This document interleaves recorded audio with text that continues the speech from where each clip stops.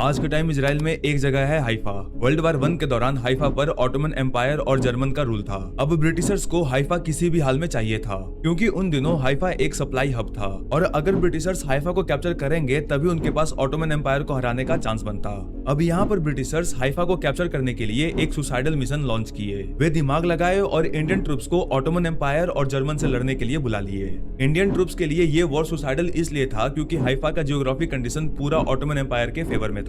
Haifa के अंदर घुसने का मात्र एक पतला रास्ता था, बाकी एक तरफ किसोन नदी थी और other sides mountains. Geographic condition के अलावा उनके पास दूसरा मेजर एडवांटेज ये था कि उनके पास गन्स, टैंक्स और आर्टिलरीज था, जबकि इंडियन सोल्जर्स के पास मात्र तलवार, भाला और उनका घोड़ा था। मतलब वे दूर से ही बंदूक चलाकर इंडियंस को मार सकते थे। वहीं पर इंडियन सोल्जर्स को उनको मारने के लिए उनके नजदीक जाना पड़ेगा, तभी वे अपने तलवार से उनको मार पाएंगे।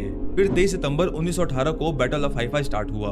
भारत से 3 ट्रूप हाइफा पहुंची थी, जोधपुर लैंसर्स, मैसूरू लैंसर्स और हैदराबाद लैंसर्स। सबसे पहले जोधपुर लैंसर्स, जिसको मेजर दलपत सिंह शेखावत लीड कर रहे थे, वे फ्रंट से एकलौते रास्ते से चार्ज किए। फिर मैसूर लैंसर्स, जिसको देसराज उरस लीड कर रहे थे, वे माउंटेन्स के तरफ से जर्मन्स पर अटैक किए। और हैदराबाद लैंसर्स, जिसको मेजर मोहम्मद अजमतुल्ला लीड कर रहे थे, उनका काम था जोधपुर लैंसर्स और मैसूरू लैंसर्स के बीच में कम्युनिकेट करने का और साथ ही इंजर्ड सोल्जर्स को मेडिकल एड प्रोवाइड करने का। इंडियन ट्रूप्स का मोटो था जो हुकुम, यानी लीडर ने जो भी कमांड दिया उसको फॉलो करने का। और जो हुकुम के मोटो के साथ इंडियन सोल्जर्स दो तरफ से अटैक करके मात्र 1 घंटे के अंदर हाइफा को जीत लिए। इंडियन लैंसर्स मात्र भाला और तलवार से 1000 से भी ज्यादा एनिमी सोल्जर्स को मार गिराए और 1350 सोल्जर्स को प्रिजनर्स ऑफ वॉर बना लिए।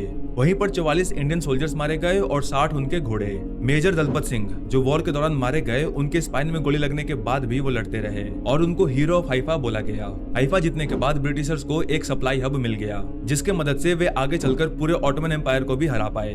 2016 तक इजराइल के स्कूल्स में पढ़ाया जाता था कि हाइफा को ब्रिटिशर्स ने आजाद करवाया, लेकिन 2017 में इजरायली गवर्नमेंट उसको चेंज करके लिख दिए हाइफा को इंडियन लैंसर्स ने आजाद करवाया। और साथ ही वे युद्ध स्थल पर ठाकुर दलपत सिंह शेखावत का मूर्ति बनवाए।